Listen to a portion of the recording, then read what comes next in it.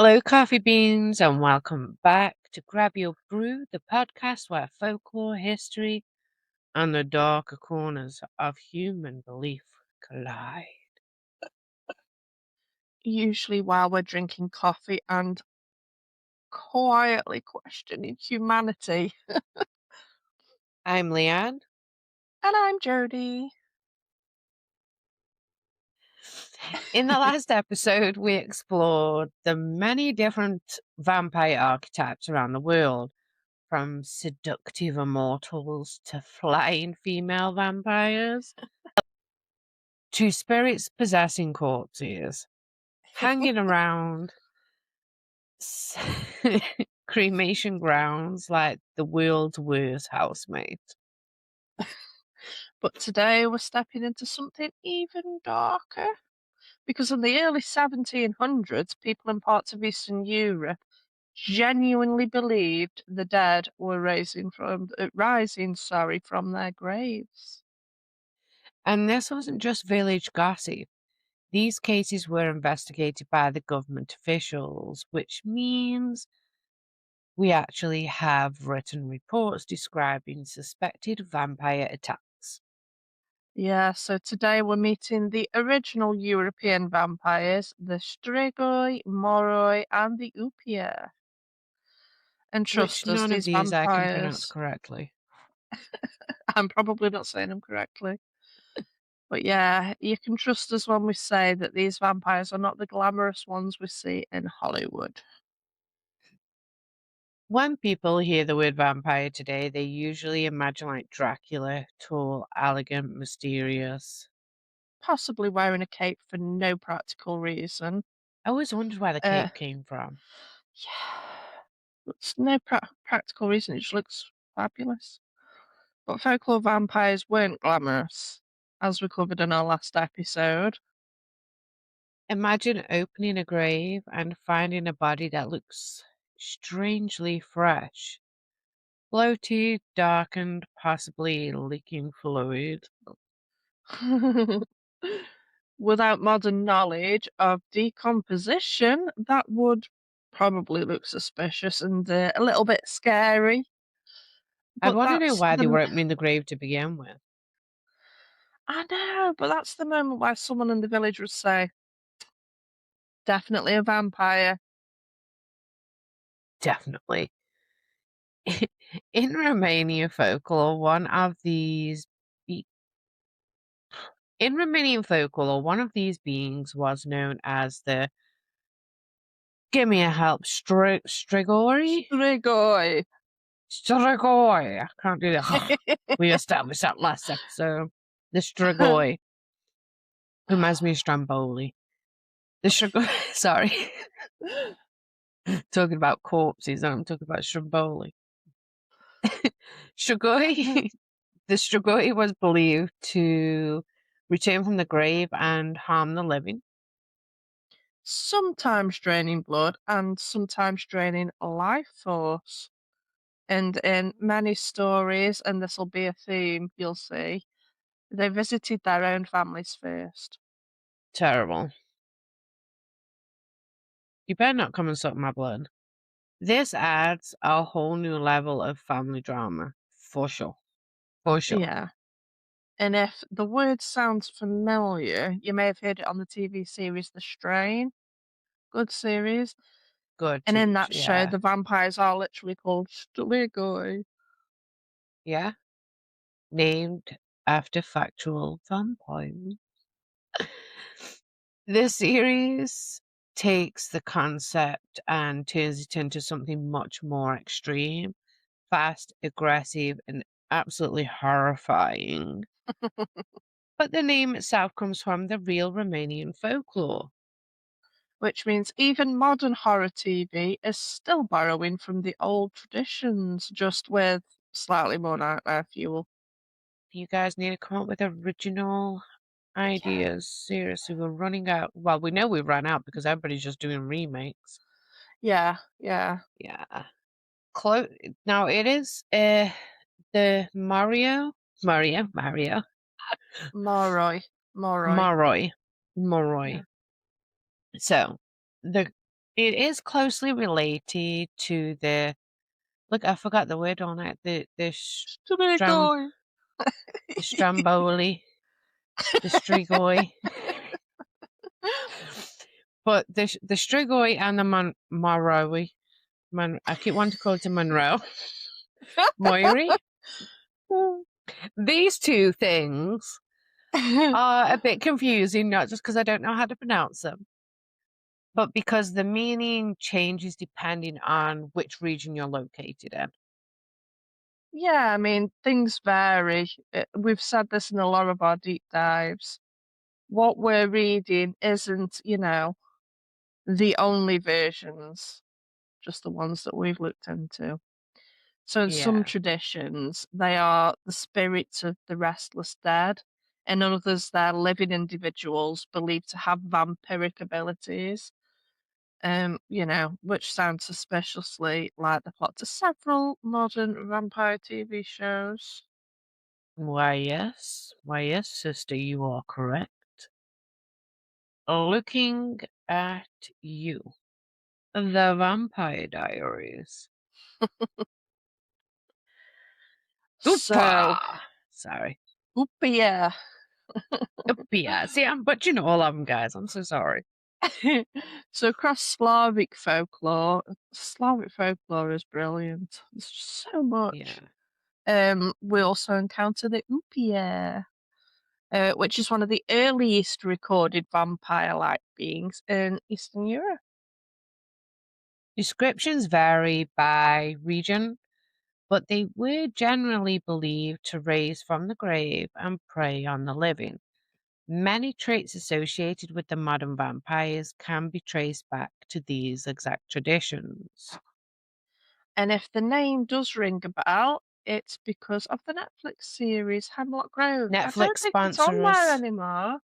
Netflix, shout out, Yeah, sponsor it us. might not be on there now, but again, it depends where you are in the world. But Yeah. in that show, two of the characters are Upiers, aren't they? Yeah. It's a funny Powerful word. ancient vampires, although the show does take quite a few creative liberties, what do you expect? Mm, just a few. Mm. Which is a polite way of saying Hollywood remix folklore like a DJ. But the name itself does directly come from Slavic vampire traditions. So even modern vampires show so even modern vampire shows are still pulling from old folklore. So, how did someone become a vampire in these beliefs?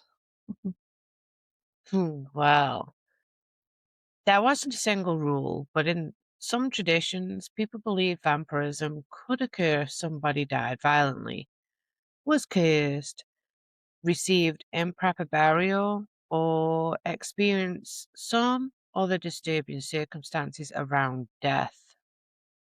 So basically, if something about the death felt wrong, people suspected the person might return. Communities developed ways to prevent s- suspected vampires from raising. And these included, but are not limited to, staking the heart, decapitation, burning the body, placing objects in the mouth, or weighing down the corpse. I did Could have see just a movie cremated them. once. Yeah, I did see a movie once where they stuffed garlic bulbs into the mouth, and I was just like, how many are you gonna get in there? But yeah. That sounds kind of delicious. Hmm. I wonder how they came up with these things. But it sounds brutal. Well, But if you believe the dead were killing your neighbors, as long as they stay over there, I'm okay with that. But you might feel that drastic action was necessary. it's basically a dramatic historical equivalent of saying better safe than sorry. Let's just stuff its mouth, decapitate it, and burn it just to be safe than sorry. Except the safety plan involves grave digging and, well, fire. Yeah. In the early 18th century, vampire fears spread across part of Eastern Europe, particularly in the territories controlled by the Habsburg Empire, which stories circulated around about corpses raising from the graves and attacking villages at night. Or two cases became particularly famous because they were officially investigated. The first Yeah. occurred in 1725 in the I keep wanting to say suburban Serbian village of Kisejevo. Said it wrong, but okay. So a man named Peter. Now, I think it's. I did Blah. make a note. I did make a note. Blagojevich. Peter Blagojevich. Oh. Yeah, so the dude had recently died, but soon afterwards, vil- sorry, several villagers had also just unexpectedly died. And before dying, someone claimed Blagojevich had visited them at night. Which would absolutely ruin your sleep. Hmm, Villagers believed he had become a vampire, so they of opened his grave. course they did. Um, Reports say the body appeared unusually well preserved, which we now know can happen naturally during decomposition. But to the villagers, it just looked like proof of vampirism. A stake was driven through the corpse. Wouldn't that be like, what's the crime called? Corpse. It's not mutilation. Either way, there's a crime against that now. A stake was driven through the corpse, and witnesses described fresh blood appearing around the mouth and other disturbing signs. Now, today we do understand that those effects can occur during decomposition because stuff is going on, exploding, coming out the mouth. Yeah. But at the time, It looked like confirmation of their worst fears.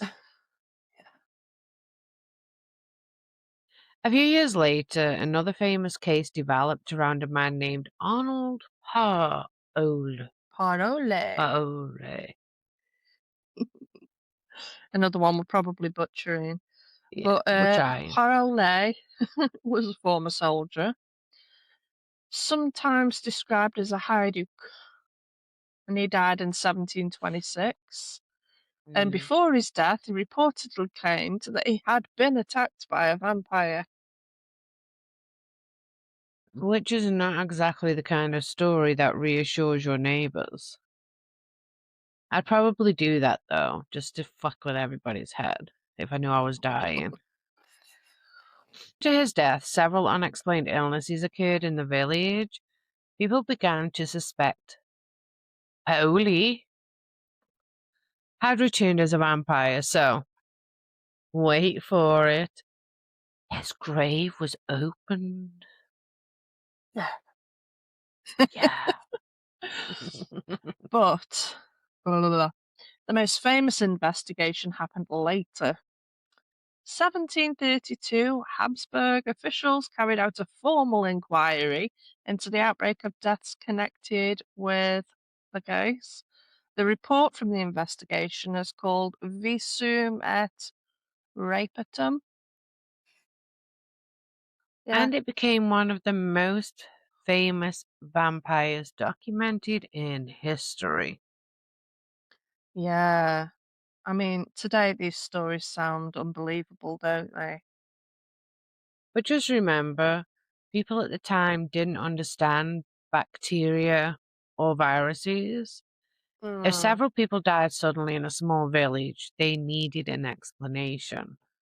Yeah, and the idea of vampire fit evidence they thought they were seeing, especially when strange things happen to bodies after death and, a Yeah, lack of which again, knowledge. decomposition is weird. and occasionally very dramatic. Very. And a bit grim. Bit grim. Yeah. But these stories spread across Europe, so they were in newspaper reports on the investigation, and scholars debated them as they do, and writers just became fascinated. Over time, the folkloric corpsed vampire evolved into the literary vampire, eventually inspiring characters like Dracula. Yeah. So, in our next episode, we're going to leave Europe and travel to Southeast Asia, where vampire folklore is even stranger. You know, flying heads, detached torsos, creatures that hunt pregnant women at night. Which sounds a lot like a horror movie to me. And there are horror movies. Where do you think they got the idea from? Yeah, except for these stories existed long before Hollywood. Way before. Thank you for grabbing a brew with us today, Coffee Beans. If you enjoyed this episode, follow the podcast and share with fellow folklore lovers. And if you have your own spooky story or local legend, please send them our way. Until next time, Coffee Beans, have an amazing week. Goodbye.